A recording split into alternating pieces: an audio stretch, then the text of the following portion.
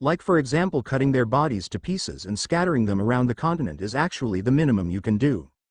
And what did you do? You just stabbed a sword near her vitals that isn't fatal. And besides you are too naive to act like a typical villain, so I doubt even Misha is fooled by your stupid act.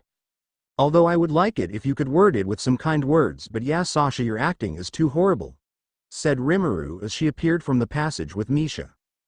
Chapter 48. When time is frozen at the arrival of Rimuru, Sasha visibly tensed.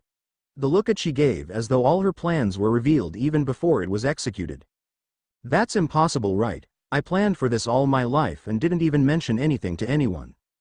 As Sasha was about to go in internal dilemma, Rimuru spoke again.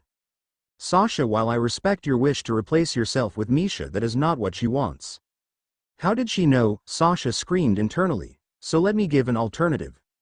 From what Misha told me, both of you were separate souls who had the same source before Avis cast Dilga onto you too. And since you who have the highest Demon King aptitude was chosen to be the main source, while Misha would be the one who fuses. Am I correct? Asked Rimuru. Yes, that's correct. Sasha nodded. Clapping her hands, Rimuru said cheerfully.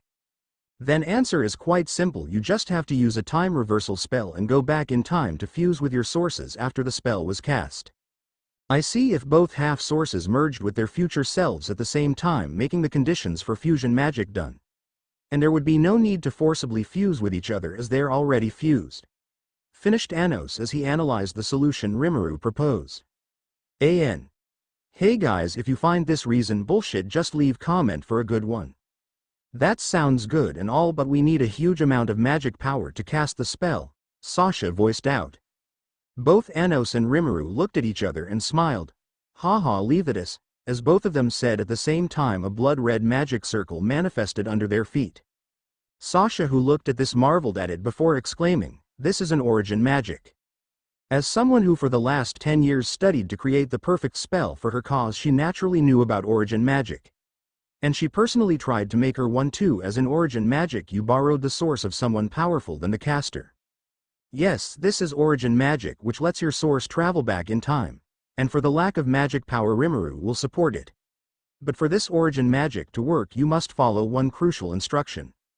You must borrow the source of someone powerful enough to make time ineffective in his presence, the one who hailed as the Demon King of Tyranny, in other words my source. You must believe in me and not Avos Dilhevia, Anos said seriously.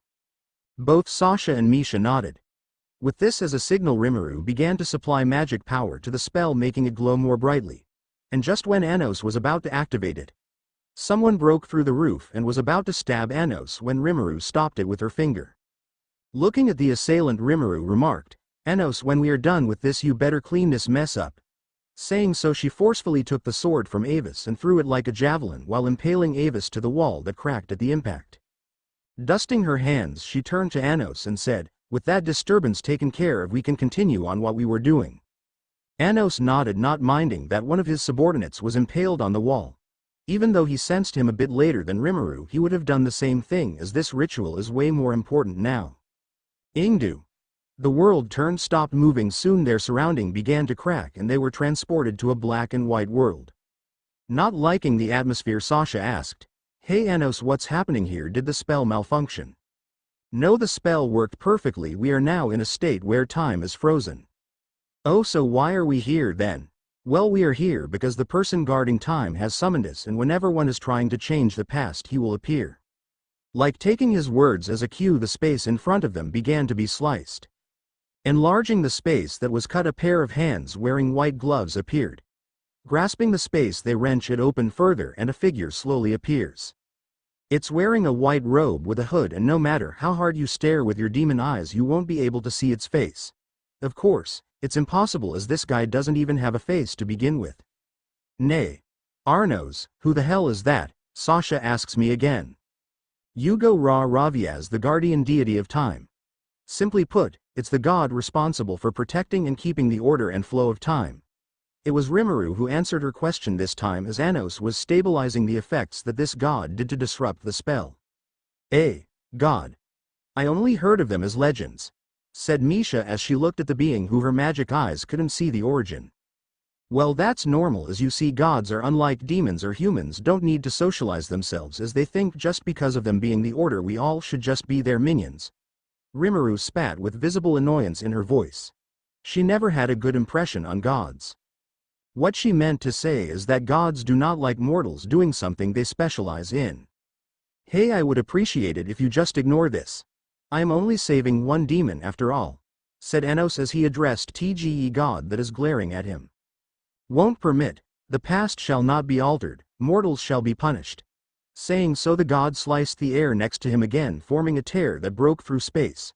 From it he took the dead body of Avis Necron. And just like it was an illusion, the wounds of his body began to disappear. Avis Necron. I grant thee the power of the god of time. Destroy Arnos Voldigod. Saying so, he fused with the now healed Avis that began to be wrapped in a black cocoon. When the cocoon burst, Avis is now welding two sides in each hand. Ha ha ha, with the power of time I shall kill you both, Anos Voldigod and Rimuru Tempest. Then, with no one there to interfere with creation of the perfect vessel, the demon king of tyranny shall be reborn. Avis laughed maniacally. PFFTS, big words coming from some who only knows how to gloat with borrowing power. Hey Anos, you can have him while I keep this spell active, Rimuru said, giving the green light to Anos to go wild. Oh, with pleasure, Anos said as he cast 20 Geo Greys with a snap of his finger. As soon as these attacks came near Avis, they suddenly stopped, and swipe of his scythe, these attacks disappeared into nothingness. Avis laughed and mocked, haha, I am time, you won't even reach me if I could just return their time back. Oh really, then why don't you try this? Saying so, he casted another 20 Geo Greys. Avis just laughed and did the same. But as soon as the attacks vanished, 30 Geo Greys materialized from them and hit the surprise Avis, who was too shocked to cast a barrier. If you're going to turn the time back for my attacks, I just need to cast spells that have their time reversed, Anos said smugly as he watched the explosion.